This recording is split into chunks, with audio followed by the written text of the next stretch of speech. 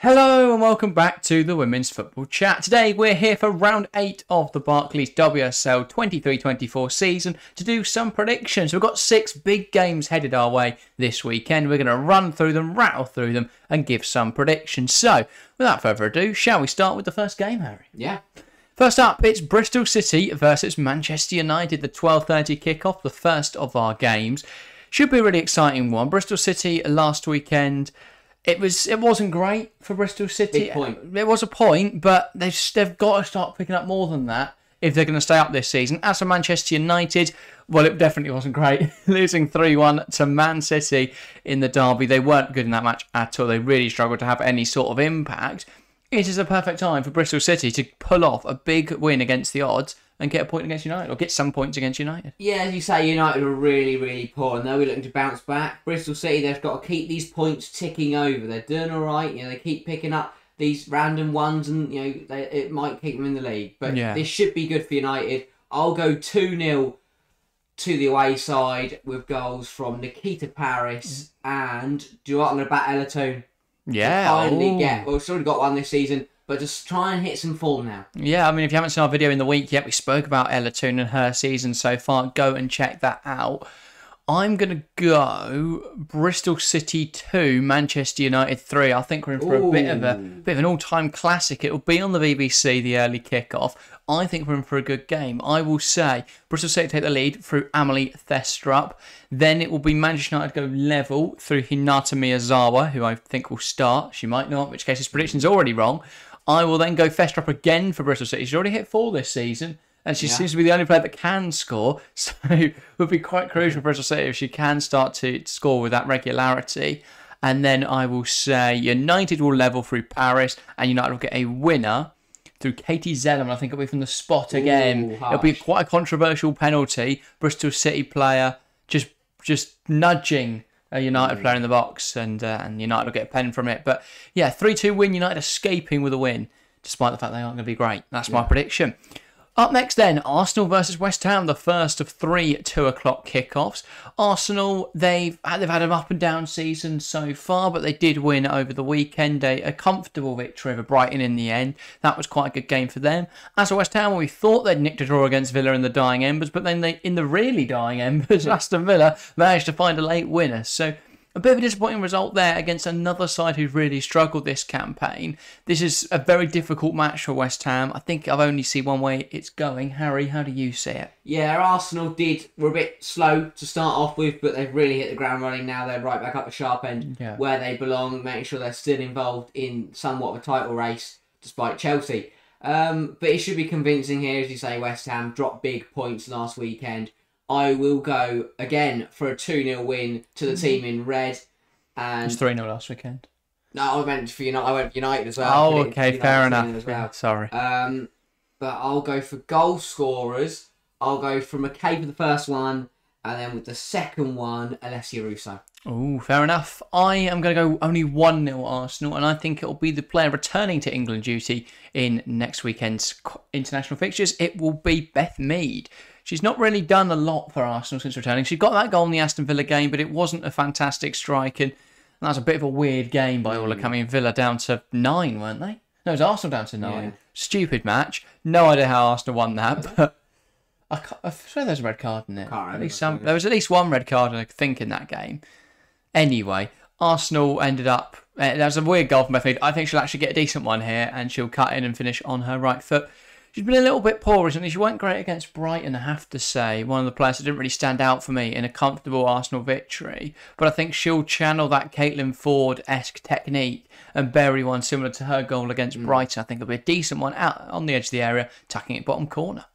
Up next then, we've got our current table toppers, Chelsea facing Leicester. A Leicester side who haven't looked too poor this season, in all fairness. Chelsea, though, have been formidable in all competitions so far. Unbeaten in every game they've played. Could Leicester be the stickling block, or will it be as predictable? A predictable Chelsea victory, a comfortable Chelsea victory. What do you think? Yeah, Chelsea are really, they're flying, aren't they? They're always flying. They're rolling over teams for fun at the moment. And it feels like, despite Leicester, they've done well this year. They've picked up some big points, here and there. I don't think it's going to be enough to stop Chelsea. I'll go 4-0 to the home side, I'll go a Fran Kirby goal, a Sam Kerr goal, a Aggie Beaver-Jones goal, and then a fourth from Erin Cuthbert. Fair enough. Yeah, Chelsea, they've been very, very good recently in their last 3 matches. I believe it's now 14 goals in those 3 games, only 1 conceded in that time. So you would back them to score, again, a couple here, and I think they will get a 5-0 victory. I'll go for it. It's really just a roulette of how many Chelsea are going to score. We're going to look like idiots now if Leicester do pull off an upset, but Chelsea are just so strong, you would be a fool to bet against them. I will say Mia Fischel will get a goal. I think she'll start. Because obviously Kerr's playing the 30th game. You would imagine Kerr would play against Paris FC. So I think Fischel will start and I think she'll score. I will then back... I was going to say Aggie Beaver-Jones, but I wouldn't be surprised if Emma Hayes gives her the Paris FC game because she was very good against Liverpool. So I'll instead say it will be an Erin Cuthbert goal, a Jessie Fleming double, and then I will back Maren Mjelde. Doesn't often get involved in the goals, but I think she'll get one here in a massive rout of Leicester, you could say. I don't see Leicester being able to compete with the quality of Chelsea. Up next then, it is Liverpool versus Brighton. This has the potential to be a really exciting game. Liverpool obviously played Chelsea last weekend. I don't think that was very representative of their quality. Chelsea are just another level right now. There's no real chance for Liverpool to compete there. As for Brighton, well, they looked really good in the week before last in a victory over Man City. Despite conceding, I think, 35 shots in 90 minutes, they still managed to win 1-0. Against Arsenal, though, it was a bit of a jump back to normality, a difficult match for them. They never really posed Arsenal any issues. So this could be another difficult match, but Brighton, if they play like they have this season, could get something from this game. How do you see it panning out? Yeah, both teams had tough losses last weekend. They want to bounce back with 3 points in the win. I think both teams will get a point. I'll go for a draw. I'll go 1-1. I think Brighton will take the lead through Turland. And the most predictable thing. Yeah. Elizabeth Turland goals. Anyone's going to score. Right, it's going to be her. And then we response in the second half from Liverpool through Shanice van der Sanden. I mean, Dave are my goal scorers as well. So you're now pushing me for goal scorers for both these sides. But I'm going to go 2-2. I think Brighton take the lead through Turland. I'm sticking with that. Liverpool, I actually think this could be the game that Sophie Howe finally shows up this season. I think she'll get a goal. Then it'll be another through... is it Hobinger? Yeah. She's been really impressive this season for Liverpool, so I'm going to back her to get a goal. But Brighton will get a late winner from a corner, and it'll be the Colombian Carabali. Had an impressive World Cup. Hasn't really shown it a lot for Brighton so far, often making bench appearances. I think, again, she'll go off the bench, head one home, and then be a huge moment for her and a huge moment for Brighton as they nick a point away at Liverpool. Up next, it's Aston Villa versus Everton. Two sides that have had very meh season so far. Villa have been completely awful, but then now are starting to climb back up the WSL table. Everton just haven't really done anything. No. I can't recall an Everton game this season. They lost 3-0 to Chelsea. Last weekend, it was... Drew Bristol City. Yeah, Drew Bristol City. Not a great result. No, you'd expect a win there. So how do we see this weekend panning out? Is it going to be a routine Villa victory, or will Everton pull off an upset? Yeah, 2 big wins back-to-back for Villa, but they were against Bristol City and West Ham. Yeah. So you'd like to think they should have been comfortable. They weren't really. But Everton, it's kind of a similar game. I'm going to go for something a bit scrappy. I'm going to go only 1-0 to Villa. And I'm going to go a Jordan Nobbs edge of the area goal. Again, I think it's going to be scrappy. Last few minutes maybe. Managed to nick something at the death once again. Yeah, fair enough. I'm going to go for... I think this is very characteristic of Villa's performances this season. I'm going to go Aston Villa 4, Everton 2. I think Everton will go 2-0 up, and it'll be goals through the Italian duo Galli and Piemonte. And then for Aston Villa, I will say Kirsty Hansen. I'll go for Pacheco. She's looked really impressive this season at left back. I'll then go for Rachel Daly. And to top it off... I was just about to say Ramona Batman, which doesn't even play for them. I meant Alicia Lehman. I'll go for Alicia Lehman to get a goal. Or maybe Ebony Salmon. How much has she played?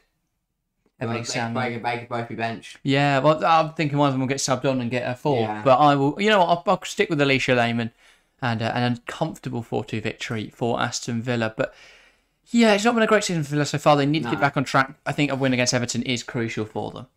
Then for the big game on the Sunday. They're all on Sunday, but this is the big one. The blockbuster clash you can say. We will be live for it, so please do join us there. The stream page should be out on the channel. You can go and leave a like and set a reminder for that. Manchester City versus Tottenham. I'm very excited for the stream, aren't you?